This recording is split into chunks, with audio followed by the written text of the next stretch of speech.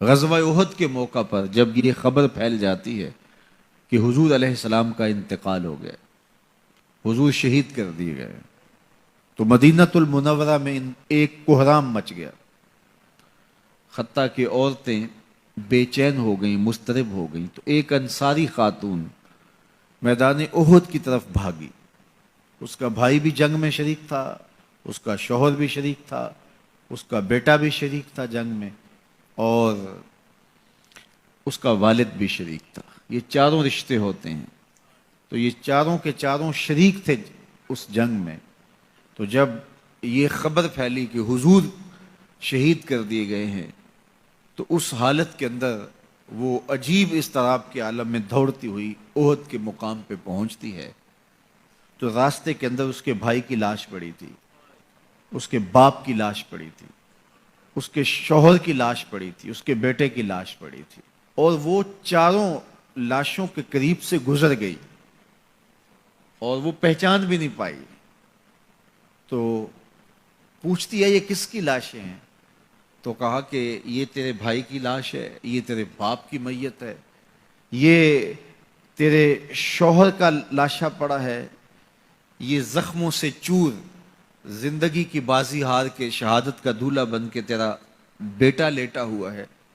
تو وہ کہنے لگی کہ مجھے یہ بتاؤ میرے حضور کیسے ہیں، مجھے یہ بتاؤ میرے حضور کیسے ہیں۔ تو لوگوں نے کہا کہ حضور خیریت سے ہیں۔ تو کہا مجھے چین نہیں آئے گا جب تک حضور علیہ الصلوۃ والسلام کو دیکھ نہیں لیتی۔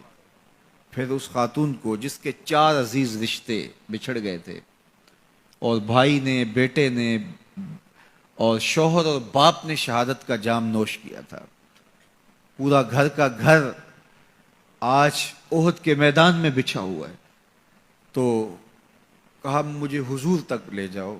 تو آقا کریم علیہ الصلوۃ والسلام کے پاس جب اسے لے جایا گیا تو اس نے حضور کا دامن پکڑ لیا اور کہا کہ ہر مصیبت ہے چا جب آپ جو ہیں، جب آپ سلامت ہیں تو کوئی دکھ ہی نہیں ہے۔ تو ان کی یہ محبت اور ان کا یہ پیار دیکھنے کو نصیب ہوتا ہے، ورنہ ایسے مواقع پہ جب اتنے عزیز رشتے بچھڑ جائیں تو پھر اپنے جذبات پہ کون قابو رکھ پاتا ہے اور کون کسی کو یاد رکھتا ہے۔ لیکن ان کی محبت بڑھی ہوئی تھی ہر رشتے سے آگے، اور ہر عزیز، ہر رشتہ دار، کائنات کی ہر شے سے زیادہ وہ حضور علیہ السلام سے پیار کرتے تھے۔ نہ انہیں مال کی غرض تھی۔ حضور حکم کرتے ہیں تو ابو بکر صدیق رضی اللہ تعالیٰ عنہ سارا مال حضور کے قدموں میں ڈھیر کر دیتے ہیں، اولادیں حضور کے راہوں میں، حضور کے رستوں میں قربان کر دیتے ہیں، اور ہر دکھ جھیل کر کے بھی حضور علیہ الصلوۃ والسلام کی خیریت انہیں مطلوب ہے۔